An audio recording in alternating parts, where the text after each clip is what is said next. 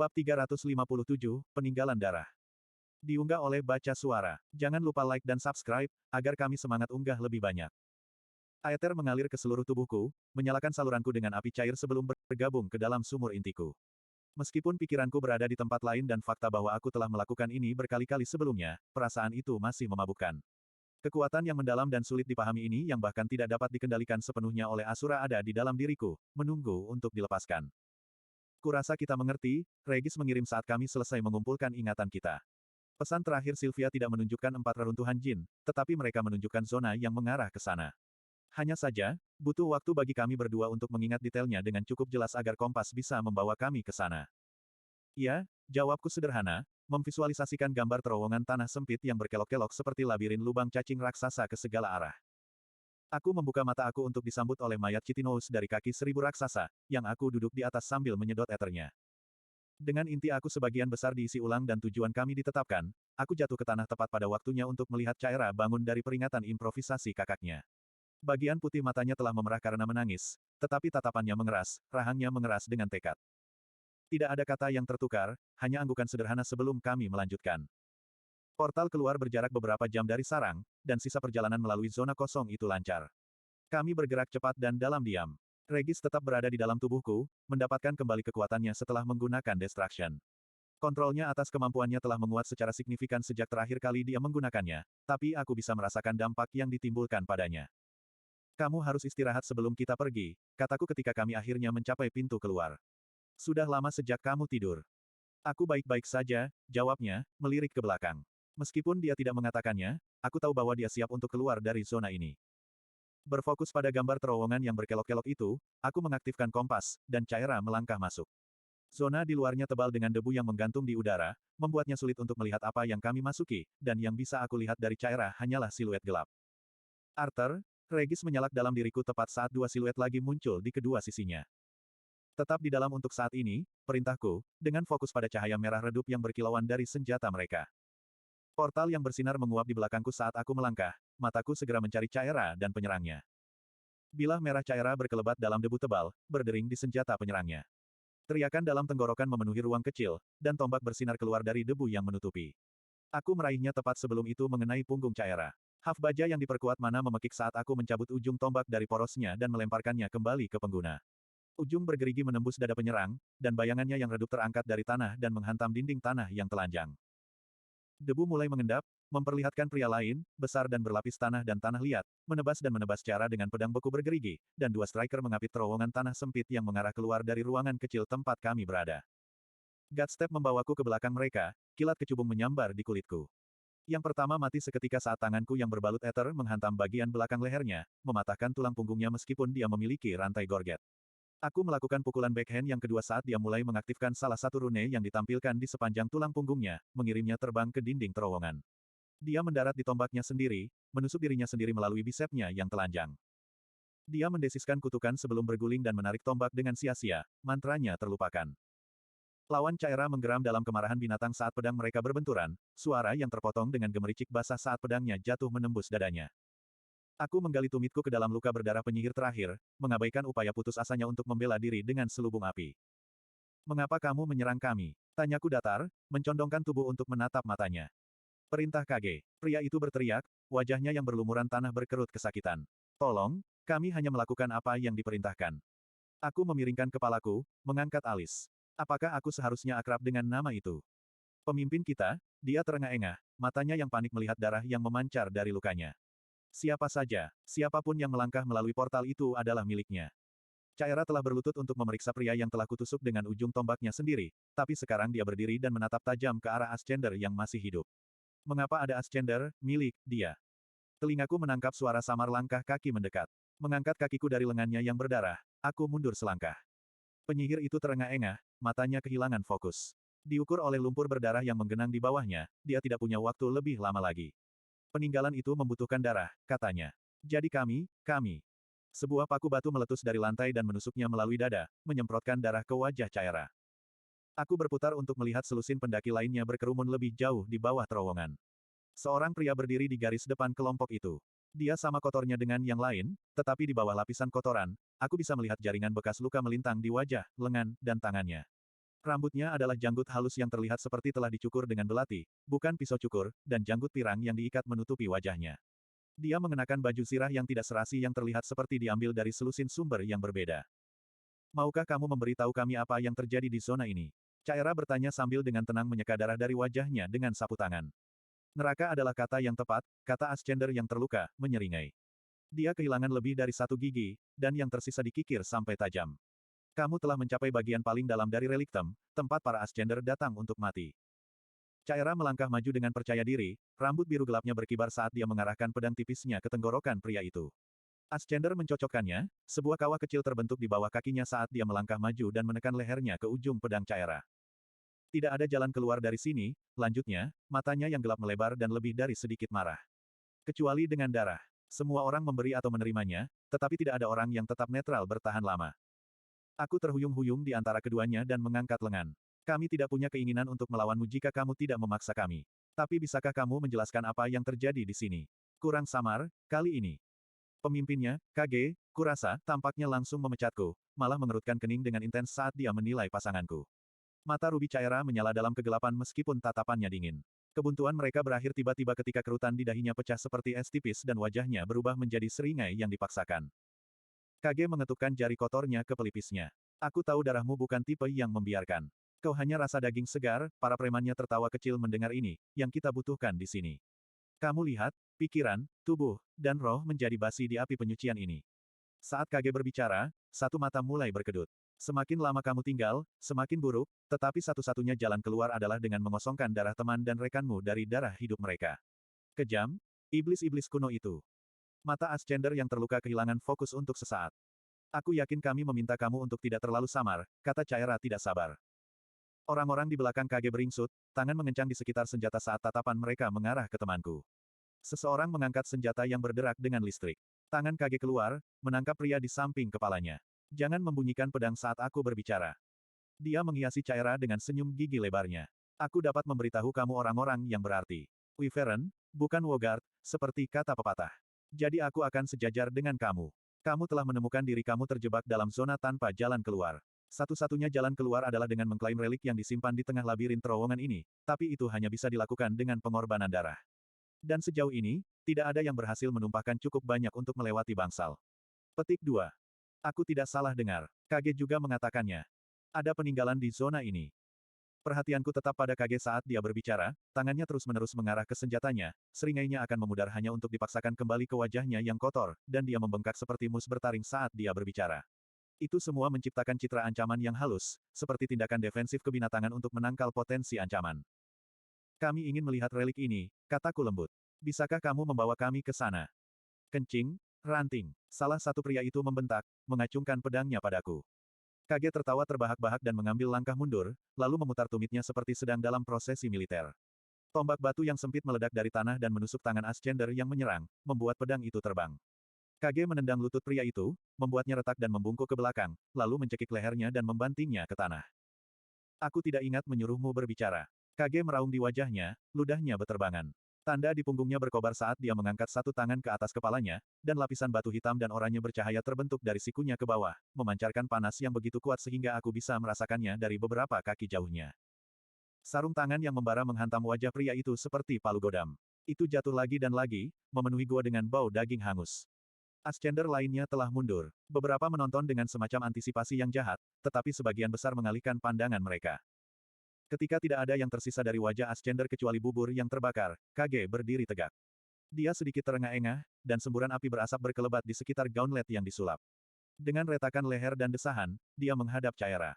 Dibutuhkan tangan yang kuat, kau tahu, kata Kage, tertawa. Sebuah tangan yang kuat, mengerti. Hidung Caira berkerut jijik, tapi anak buah Kage tertawa terbahak-bahak. Aku menjaga wajahku tetap kosong. Tapi buang-buang darah. Bah, sarung tangan cair itu jatuh berkeping-keping saat Kage melepaskan mantranya. Ini masalahnya, pendatang baru. Kepercayaan menghasilkan kepercayaan. Pertama, kau dan budakmu akan kembali ke perkemahan bersama kami. Di sana, kita bisa memutuskan siapa yang bisa melihat apa, ya. Mulut Caira terbuka, dan aku tahu dari raut wajahnya dia akan menolak tawaran Kage. Aku meraih lengan bajunya dan menariknya kecil. Nona, tidak ada gunanya menolak tawaran pria ini. Lihat apa yang dia lakukan pada sekutunya sendiri. Kita harus pergi bersamanya dan melihat apa yang dia katakan. Baik, jawabnya, menatap mataku dengan penuh tanda tanya. Kepada Kage, dia berkata, kami akan pergi bersamamu. Teman kecil yang bijaksana yang kamu miliki di sana, gerutu Kage. Tidak bisa menjadi unat. Pasti sentri yang menyebalkan menyembunyikan mananya, kan? Dia menatap mataku dan meludah ke tanah. Atau mungkin wanita itu menahanmu untuk tujuan lain, Aku tersentak menjauh dari tatapannya, yang hanya membuat dia dan anak buahnya tertawa. Baiklah kalau begitu, tanya Caera, bermanuver di antara kami. Kamu. Tamu dulu, kata Kage, menunjuk ke terowongan seperti penjaga pintu yang menyambut kami di penginapan terbaik ala Kria. Anak buahnya terbelah, menyisakan ruang sempit untuk Caera dan aku berjalan. Apakah hanya membunuh semua orang dan segala sesuatu yang menghadang kita mulai membuatmu bosan? Tanya Regis. Ada apa dengan tindakan yang lemah lembut dan rapuh? Tetap di dalam dan buka matamu, bentakku. Baik, gerutunya. Zona itu seluruhnya terdiri dari terowongan tanah, seperti yang pernah kulihat dalam ingatan palsu. Mereka berputar dan berputar terus-menerus, seperti cacing raksasa yang memakan tanah di sini, meninggalkan labirin jalan di belakang. Vena dari beberapa batu merah panas menerobos tanah di beberapa tempat, menumpahkan cahaya berkarat melalui terowongan. Kadang-kadang sulur atau akar yang tebal akan menonjol dari dinding terowongan, dan Kage dengan cepat mengarahkan kami ke sekelilingnya. Aku akan menghindari pencekik itu. Aku ragu aku perlu menjelaskan namanya. Petik 2. Saat kami berjalan, berbelok ke sana kemari secara teratur sehingga aku berjuang untuk mempertahankan perasaan di mana kami berada, Kage terus berbicara. Ini adalah perang yang kamu alami, teman-teman. Kekacauan dan pertumpahan darah saat Ascender menyalakan Ascender untuk kesempatan mendapatkan relik nyata dan jujur ke Fritra. Bahkan jika kita bisa pergi, sebagian besar tidak. Tidak dengan hadiah seperti itu yang dipertaruhkan. Pasti ada lebih dari itu, kata Caera. Ascender bukan hewan liar. Lebih buruk ketika aku sampai di sini, kata Kage bangga. Pertumpahan darah total, setiap orang mulai membunuh untuk mencapai puncak. Apa yang terjadi ketika kamu tiba? Aku bertanya, dengan hati-hati bergerak di sekitar pohon anggur besar lain yang menghalangi setengah terowongan. Kage mendengus senang. Mengerahkan sedikit perintah, tentu saja. Cukup retak tengkorak untuk membuktikan kekuatanku, lalu membuat mereka berhenti saling membunuh. Menempa suku, memberi mereka tujuan. Kami mengambil alih kuil, dan sejak saat itu, aku memutuskan siapa yang hidup dan siapa yang mati. Aku tidak melewatkan ancaman halus dalam nada suaranya saat dia mengatakan ini. Jika kamu berpikir tentang betapa sedikitnya orang yang meninggal sejak aku tiba di sini, aku sebenarnya adalah seorang pahlawan. Seorang penyelamat, bukan tukang daging seperti yang mungkin kamu pikirkan. Petik 2. Aku melirik ke belakang kami. Kage menganggukkan kepalanya, menyeringai seolah senang dengan dirinya sendiri. Seberapa jauh terowongan ini pergi? Tanya Caera. Apakah ada akhirnya? Ini semacam labirin. Kira-kira lingkaran besar, dengan pusat kematian kuil relik, jawabnya. Cukup besar kamu bisa tersesat dan mati kelaparan sebelum ada yang menemukan kamu. Aku hampir bisa mendengar cibiran dingin dalam suaranya saat dia menambahkan, tapi terowongan itu masih penuh dengan pendaki gila yang menunggu untuk menggorok lehermu dalam kegelapan, dan mereka akan menangkapmu sebelum itu. Slot iklan. Kamu bisa pasang iklanmu di sini. Mengetahui relik itu berada di tengah labirin adalah sesuatu, tapi aku belum memiliki referensi di mana kami berada. Tapi, sama menariknya dengan keberadaan relik lain, rasa penasaranku tertuju ke tempat lain. Jika tempat ini sebesar itu, mungkin kamu hanya belum menemukan portal keluar. Tidak, Kage membentak, langkahnya terhenti. Aku berbalik untuk menemukannya cemberut padaku, tinjunya mengepal dan membuka. Paku pendek yang terbakar keluar dari dinding terowongan di sekitar kami. Apakah kamu meragukanku, nak? Banyak orang kuat telah layu di terowongan mencari jalan keluar. Kami tahu di mana pintunya, jadi hanya orang idiot yang akan terus mencari. Dan kuncinya adalah, darah, pikir Regis sinis pada saat yang sama Kage mengatakannya, jadi kita harus memikirkan cara menggunakannya. Aku mengangguk, mundur selangkah dengan malu-malu. Kakiku menabrak pohon anggur yang merayap di sepanjang sisi terowongan, dan itu menghantam seperti ular. Pencekik itu melilit kakiku dan menyusup ke tanah, mencoba menarikku dengannya. Pedang Caera berkelebat, memotong akarnya tepat di atas tanah. Ia melepaskan cengkeramannya, menggeliat seperti cacing sekarat di kakiku. Aku bergegas mundur di tanah untuk menghindarinya saat Kage dan yang lainnya tertawa terbahak-bahak. Kage membuatku berdiri dan melingkarkan lengannya di bahuku, menyeka air mata dan ingus dari wajahnya yang merah cerah sambil terus tertawa. Kau tahu, nak, pengadilanku bisa menggunakan badut yang baik, katanya di sela-sela tawa. Mungkin memang ada alasan untuk membuatmu tetap ada.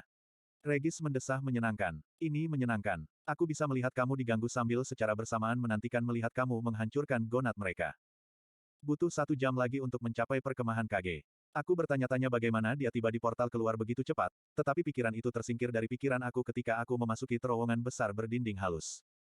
Tidak seperti jalan setapak yang diukir secara alami yang membawa kami ke sini, perkemahan para Ascender memiliki tanda-tanda yang jelas telah diukir oleh sihir.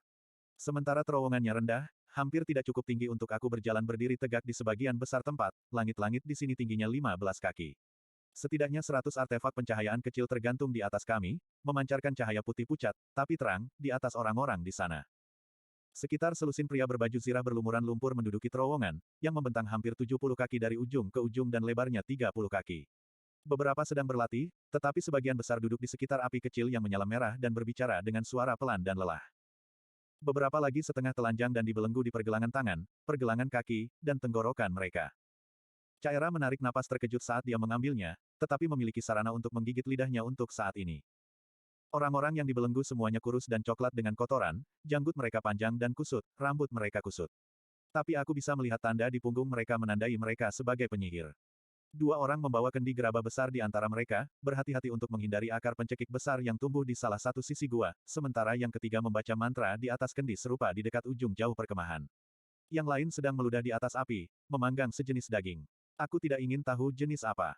Beberapa orang lain berdiri di dekat pintu terbuka ke dalam serangkaian gua kecil yang telah diukir dari terowongan utama, mata mereka tertunduk. Tangan bekas luka Kage menepuk bahuku. Selamat datang di istanaku. Rumah para kaget men. Tidak ada wanita, kata Caira lembut, seperti berbicara pada dirinya sendiri. Ah, well, sesuatu yang berharga jarang terjadi di lubang keputusasaan ini, gerutu Kage tanpa humor.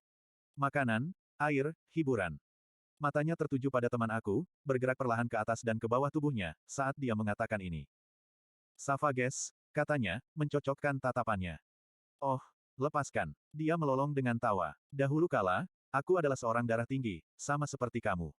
Namun, di sini, darah semua orang merah dan siap untuk disadap. Dia melewati kami, tangannya terbuka lebar saat dia memasuki perkemahan. Penyelamatmu telah kembali, teriaknya, suaranya menggelegar. Dan aku membawa rekrutan baru. Semua pendaki mulai berkumpul, dengan beberapa lagi keluar dari gua-gua yang melapisi dinding, tetapi orang-orang yang dibelenggu sepertinya tidak menyadarinya. Mereka berhenti dan membungkuk setiap kali Kage mendekat, tetapi sebaliknya bergegas dengan tugas mereka. Cukup melongo. Kage tiba-tiba berteriak, mendorong salah satu pria, seorang anak laki-laki kurus berbahaya yang tidak mungkin berusia lebih dari 16 tahun dengan cara rambut di wajahnya tumbuh tidak rata, menyebabkan dia tersandung dan jatuh, hampir mendarat di api. Kembali bekerja. Aku mengamati wajah mereka saat kami mengikuti, menatap mata cekung, pipi tirus, dan yang terpenting dari semua tatapan keras yang mereka berikan kepada kami. Masing-masing dari mereka siap untuk membunuh pada kata dari pemimpin mereka, terlepas dari bagaimana dia memperlakukan mereka.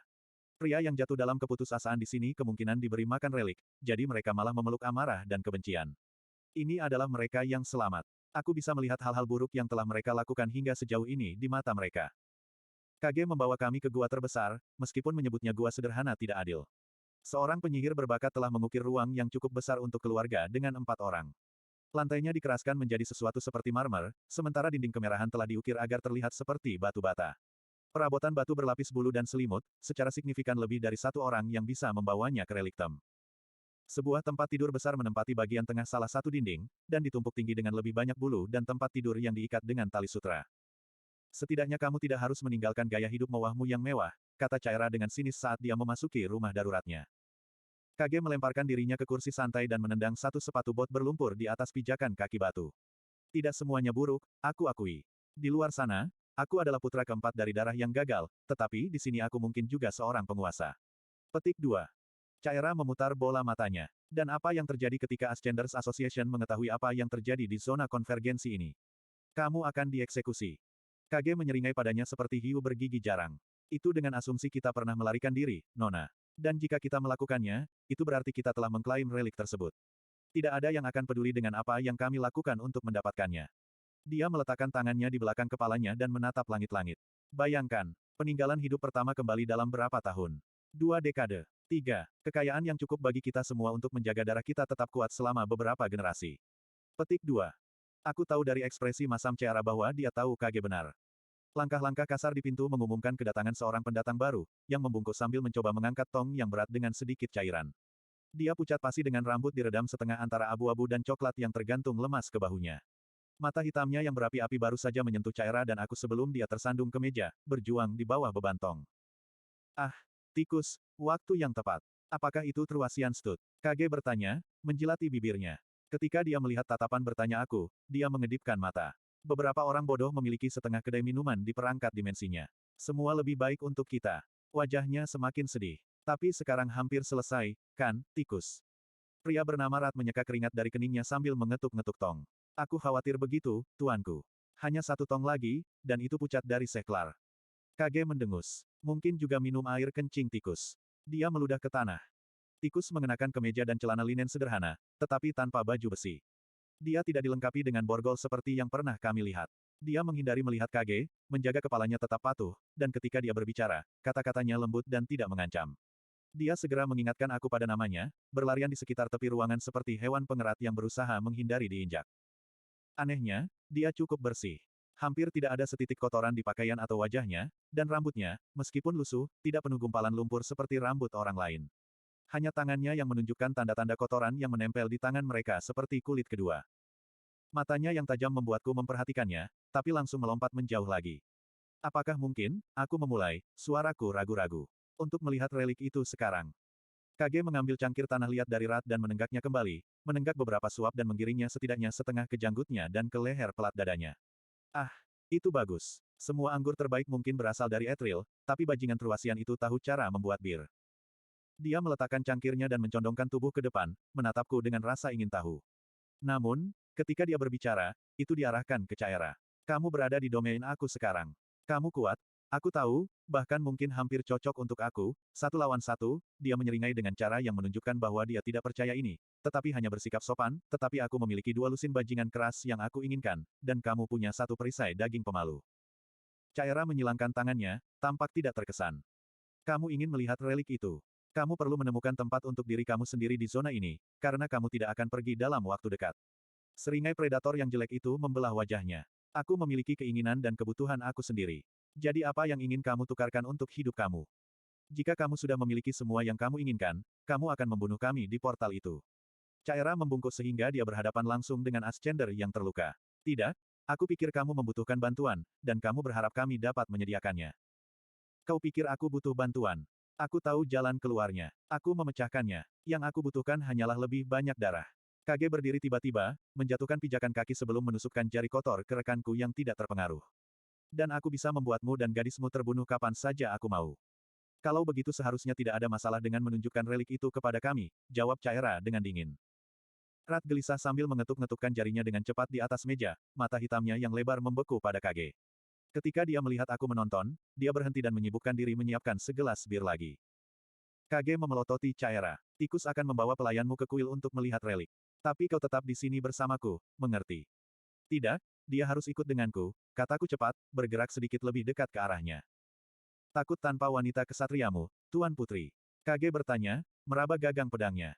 Tawaranmu tidak bisa diterima, kata Caera datar. Aku akan melihatnya dengan mata kepala sendiri, untuk menilai situasi dengan baik untuk diri aku sendiri. Kamu bingung. Ini bukan tawaran. Itu adalah perintah. Dia berkata dengan seringai gigi yang tajam. Dia bisa pergi, tapi kamu akan tetap di sini. Di sampingku. Kedua Ascender memiliki tangan mereka di gagang mereka pada saat ini. Aku lebih suka tidak meninggalkan Caera sendirian dengan pembunuh gila ini, tapi aku juga belum siap untuk menyerah pada tipu muslihatku. Caera menatapku, mencari petunjuk di mataku. Aku mengangguk tanpa terasa dan tangannya meninggalkan senjatanya. Kage tidak. Baik, katanya, setengah pasrah, setengah kesal. Dia melangkah ke panglima perang, yang hanya beberapa inci lebih tinggi darinya. Sentuh aku, dan aku akan memotong bagian tubuh yang menyinggung. Salam untuk itu. Kage mengangkat cangkir ke Caera saat dia menggoyangkan alisnya dengan cabul. Tikus buru-buru mengantarku keluar. Terlepas dari prospek relik baru dan bertemu jin lain, pikiranku melayang ke Kage, mempertimbangkan cara terbaik untuk menghadapinya setelah semua ini selesai.